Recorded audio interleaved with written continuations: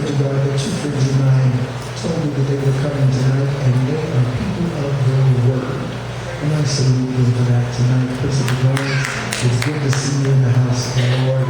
And Sister Rose, it's good to see you in the house of the Lord. 2 Kings chapter number 4.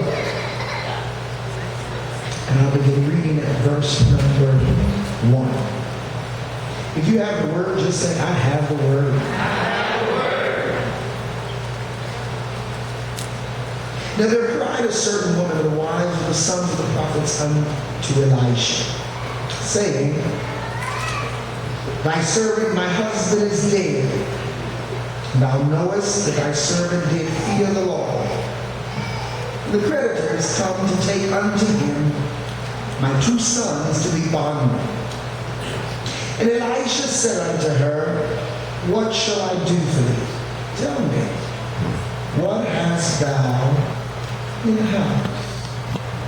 And she said, Thine handmaid hath not anything in the house, save a pot of oil.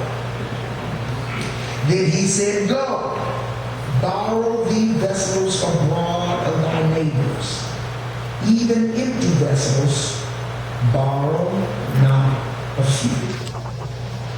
And when thou art come in, thou shalt shut the door upon thee and upon thy sons, and shalt pour out into all those vessels, and thou shalt set aside that which is full.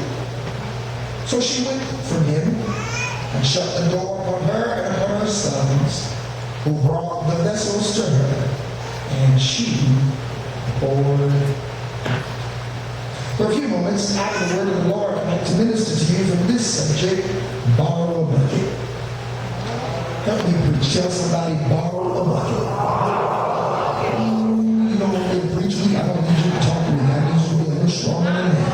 Find somebody else and tell them, borrow a bucket.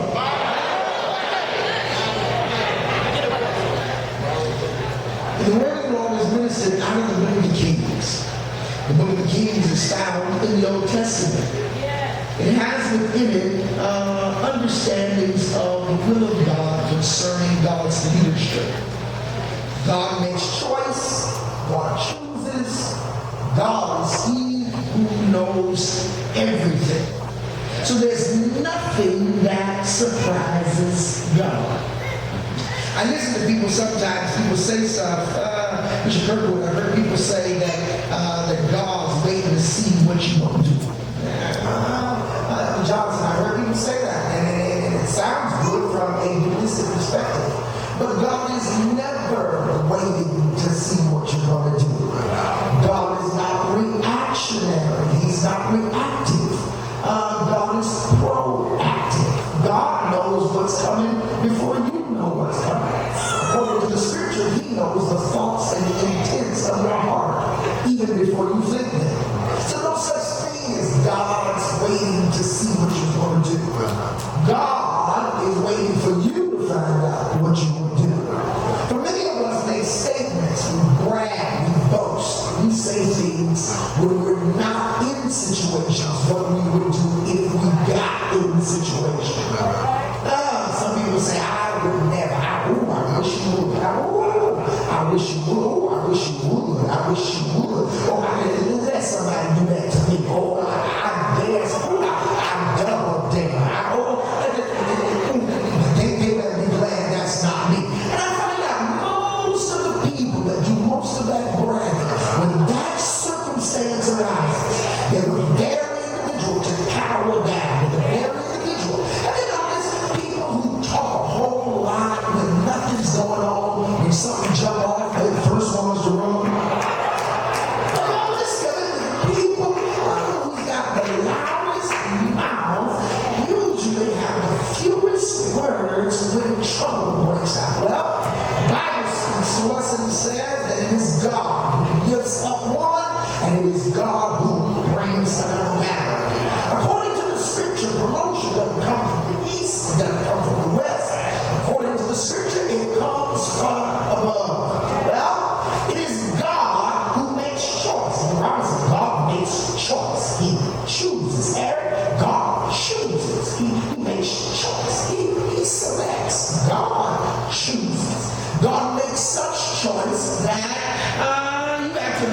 and see a thing and hold your peace until God brings it to pass. There's some people God chose we never would have chosen. There's some people that God laid his hands on that we never would have laid our hands on. You ain't got to think too hard. Check out yourself. Who would have thought that somebody like you on a Wednesday night would end up in a sanctified church? Some of you say, well, I've been in church all my life. That's the very reason. We're trying to figure out why you're still here. Who would have thought that you would be here as long as you've been here? Who would have thought that after years of just hanging around, you got saved for real? The Bible speaks and says it is God. God makes the choice. When we look at the book of the Kings, God chooses leadership. God chooses leadership to the point that he chooses the prophet, he chooses the priest, and he chooses the king. It is God who makes choice. He lays his hands when he calls the prophet, even though the king might assume that because he is in bloodline, he is to be a recipient of the throne.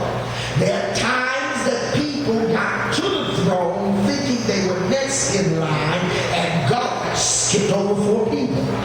There were times we've seen where God would choose somebody who was not from the lineage of kingship. Matter of fact, the Bible speaks about Omri. Omri was not in the line of kingship. According to the scripture, he was a general in the army. He was the captain of the army, and he was chosen to be a king. Well, it is these positions, prophet, priest, and king. It is the prophet who is to hear what thus saith the Lord. The prophet was never to speak his opinion. He was never to speak his own idea. He was only to speak when he heard from God as an oracle of God and say, thus saith the Lord. Not only was it the job of the prophet to hear from God, but then it was the job of the priest. The priest stands at the apex of the cross.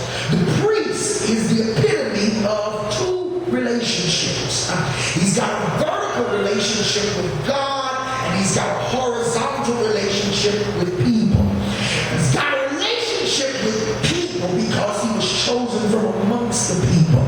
God did it that way so that he would have compassion on the people. God said, I chose you from amongst the people that when you stand before me to do service unto me, that you know the frailty of people because you are like they are. So a priest was to never be arrogant. No. A priest was to never be haughty. A priest was never to be pugnacious. No. A priest always remembered